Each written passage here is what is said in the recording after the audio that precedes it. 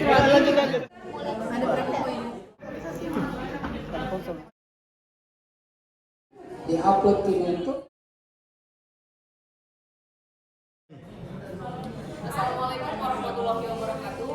Kami dari kelompok 2 akan memaparkan hasil diskusi kami, yaitu analisis isu kontemporer dan data negara terkait masuknya penyakit mulut dan kuku terhadap hewan berkuku belah.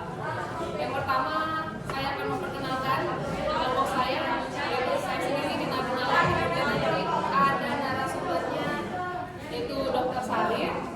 Kemudian rekan saya Helmi, silakan.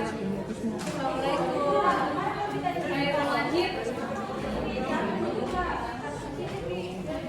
Kemudian ada Nur Afika, Rati Subriyana, Dr. Firna Mayasari, Anggun Aprian Putri, Amelika Apraini Wardaya, dan Abdul Rasyid Tritara Tukorsina. Baik, untuk mempersingkat waktu, langsung saja saya serahkan pada narasumbernya, yaitu Dr. Hewan Sapir. Saya akan mempresentasikan tentang hasil diskusi kami tentang isu kontemporer dan dinamika negara.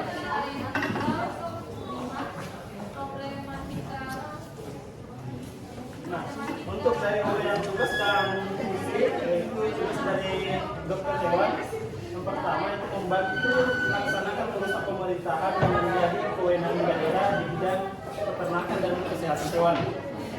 Fungsi dari Dr. Hewan, yang pertama merumuskan kebijakan teknis dan peternakan dan kesehatan hewan sesuai dengan rencana strategis yang ditetapkan pemerintah daerah. Dua, penyelenggaraan urusan pemerintahan dan pelayanan umum di bidang peternakan dan kesehatan hewan.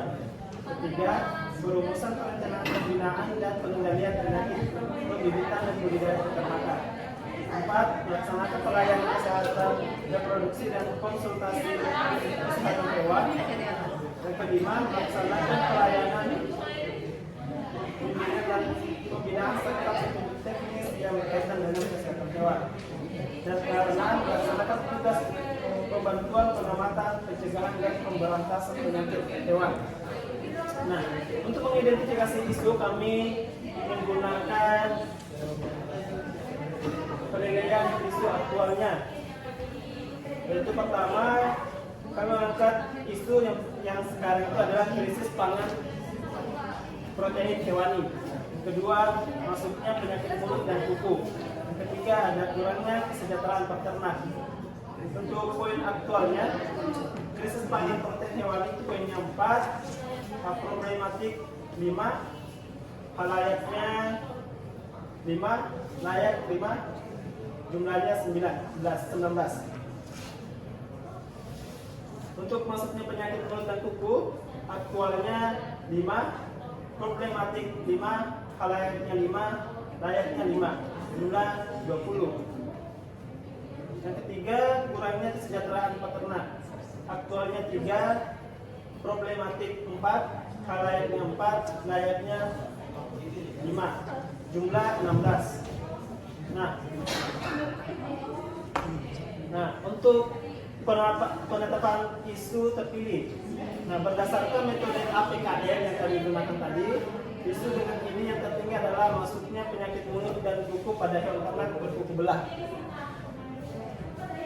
Adapun alternatif solusi penyelesaian isu terpilih, solusi yang kami tawarkan yang pertama itu ada vaksinasi penyakit mulut dan kuku terhadap ternak berkuku belah.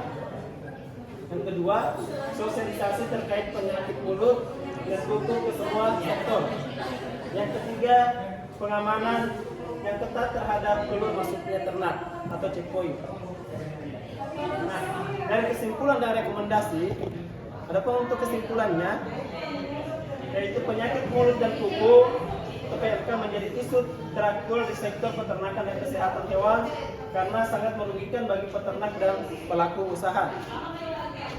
Rekomendasi, adapun solusi yang ditawarkan untuk mengantisipasi masuknya PMK adalah dengan sosialisasi di semua sektor yang terkait. Karena untuk memilih vaksinasinya juga masih harganya terlalu mahal dan belum ada juga untuk di daerah Sulawesi Tenggara. Nah, kaitan dari nilai-nilai bela negara, yang pertama yaitu mempertahankan daerah tetap zona hijau dari penyakit mulut dan kuku. Penyakit dan kuku ini mengimplementasikan nilai-nilai bela negara dengan menjaga lingkungan. Selanjutnya itu selalu meluangkan waktu lebih untuk bekerja di luar jam kerja. Salah satu pengimplementasian nilai-nilai negara dengan bekerja secara profesional.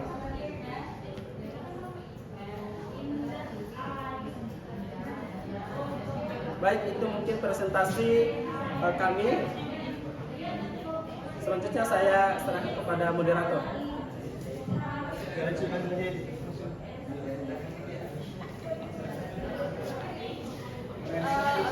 Untuk teman-teman yang lain mungkin ada yang mau bertanya, disilahkan.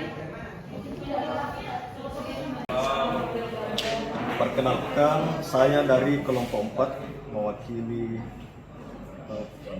berdasarkan pertanyaan penjelasannya bahwa telah diberikan solusi-solusi kepada solusi di berbagai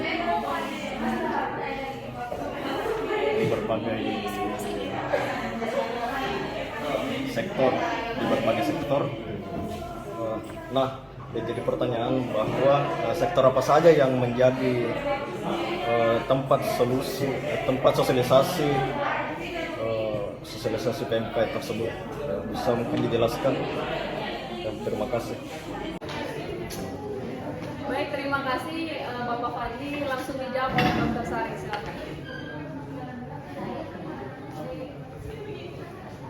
Terima kasih kepada Bapak Fadli, pertanyaannya yang sangat luar biasa.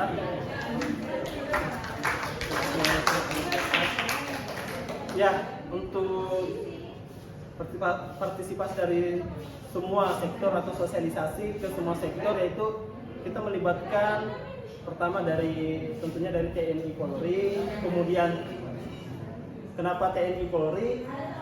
Karena dia yang sebagai penegak hukumnya.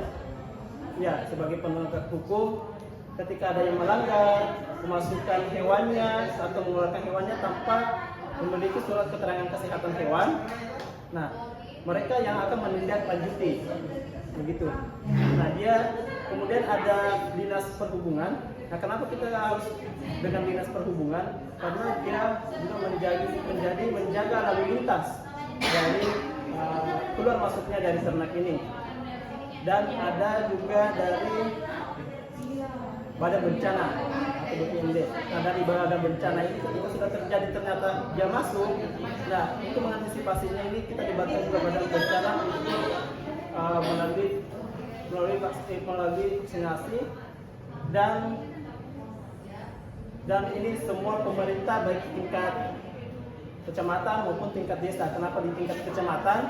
Nah, untuk tingkat kecamatan yang mengetahui di daerah tersebut adanya hewan dan keluarnya hewan yang masuk atau keluar, itu adalah mereka, terutama di desa dan kecamatan, dan mengingatkan kepada masyarakatnya bahwa ada penyakit mulut dan kuku yang sangat berbahaya untuk ternak yang berkuku belah, begitu.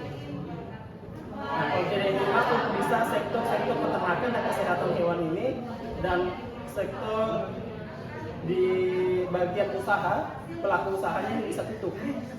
Mungkin itu penjelasan dari saya.